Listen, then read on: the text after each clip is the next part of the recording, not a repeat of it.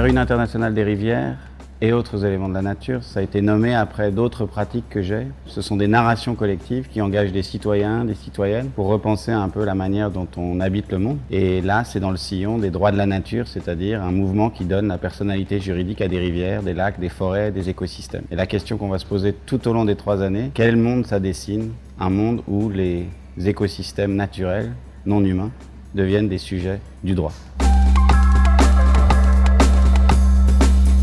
Alors, il y a une première journée, un premier temps fort, le 18 novembre, au lieu unique à Nantes. Et ce qui se jouera là, ça s'appelle les travailleurs terrestres. Et ce sont des experts, des chercheurs, des scientifiques qui vont être confrontés à un certain nombre de questions. Et ils seront écoutés par le public, mais aussi par ce que j'appelle le conseil des témoins, c'est-à-dire cette petite assemblée citoyenne de 12 membres qui sont des environs de Nantes et de la région.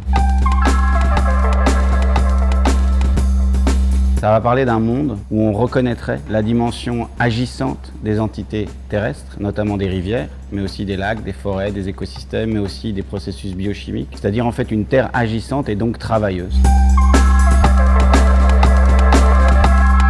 À la source de ce projet, il y a un bouleversement, un assez grand changement qui est à l'œuvre, qui passe par la personnalisation juridique des entités de la nature. Donc en somme, pendant des siècles, le droit moderne a considéré l'ensemble des forces naturelles non humaines comme des objets ou des meubles ou des choses. Et c'est depuis le début de notre siècle, le 21e siècle, qu'on voit différentes populations, notamment souvent autochtones, indigènes, qui demandent à ce que leur manière de voir le monde soit reconnue dans le droit, et notamment souvent en considérant les montagnes, les forêts, les lacs, les rivières comme des êtres agissants, des êtres avec lesquels on cohabite, on a des relations, on discute, on co-évolue.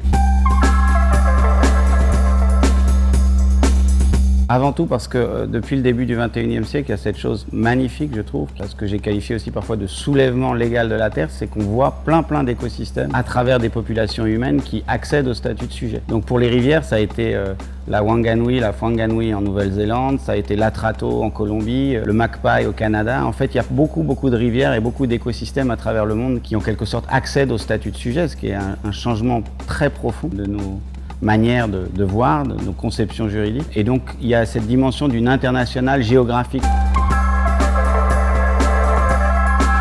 Je serais très heureux que la Loire soit le fil rouge, en quelque sorte un personnage de cette narration, mais qui relié à tous les autres personnages non humains qui sont en train d'accéder au statut de sujet et qui donc deviennent en quelque sorte des êtres à part entière, des êtres sociaux avec lesquels il nous faut réapprendre à vivre.